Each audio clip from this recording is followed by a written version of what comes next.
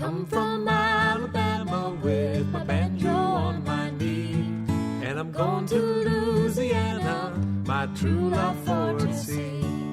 It rained all night the day I left, the weather it was dry. The sun so hot I froze to death, Susanna, don't you cry.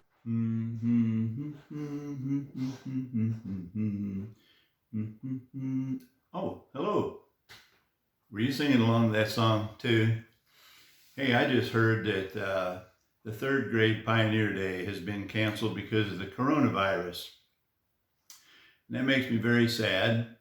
Mrs. Odie and I have gone to Pioneer Day for several years now and told stories.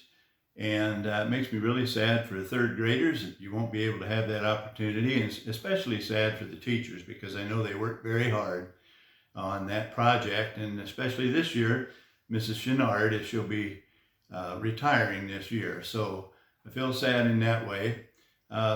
Although I have thought it's pretty neat the way people seem to be responding to the coronavirus. We're Americans and we learn to adapt to situations. And so my way of adapting is to introduce our special pioneer storyteller this year. His name is Benjamin T. Mize, and he is a direct relative of my wife, Mrs. Odie. So I hope you enjoy Mr. Mize's story. Well, thank you, Mr. Odie, for that fine introduction. I want to introduce myself. My name is Benjamin T. Mize. My wife, Eliza, and I were pioneer settlers in southern Illinois. I'd like to tell you a story that happened to us that many years ago, back in the mid-1800s.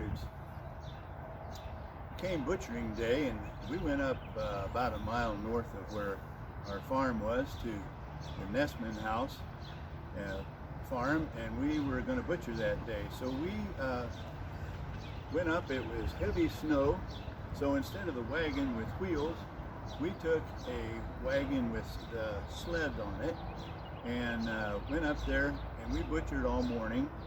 We went inside at noontime after we had finished, and we had lunch with our friends, the Nessman family. And we needed to get going. We wanted to get home before dark. And Eliza said, well, why don't we go down through the woods on the trails? So, well, it was a nice day, so we decided to do that. Well, we just entered the woods, and with all that fresh meat on the back. Well, pretty soon we heard a noise that sounded very, very familiar. I listened close. Off in the distance I could hear a pack of wolves. Well, they had caught the scent of that fresh meat that we had on the wagon, and they were on their way. Well, we had to come up with a plan very, very quickly. Well, we thought we would just, Eliza would go to the back of the wagon, and every now and then she'd take that sharp butcher knife and slice off a hunk of that meat, throw it out on the trail in the hopes that those wolves would stop and eat that meat.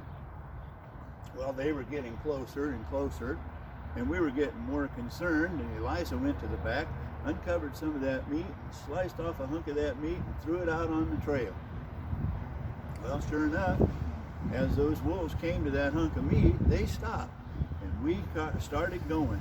And I was working those workhorses as hard as they could to go as fast as they could. Well, before long, we realized that they were getting closer. It was quite a sound back there. Listen to those wolves fighting with each other over that meat. Well, here they came again. They were getting closer and closer. And Eliza took off the hunk of meat and threw it out on the trail. And we just kept going towards that meadow.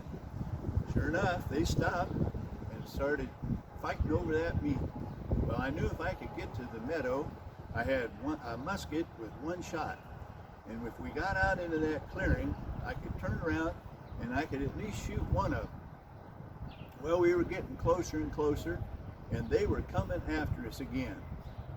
Well, we made our way to the clearing, and I just kept going, and those wolves wouldn't dare come out into that clearing, so we were safe. We made our way back to our farm, and I went Eliza went into the house to get the boys to help me put the meat into the smokehouse. See, back in those days, we didn't have refrigeration like you would have today. So we would have to put it in the smokehouse, and we would salt our meat to preserve it. Well, that's how we lived. It was a hard time on the prairie, and but we made it. We didn't have it as easy as maybe some of you kids have today. So I hope you like that story. It's a true story, and we wish you well, and we hope you stay safe.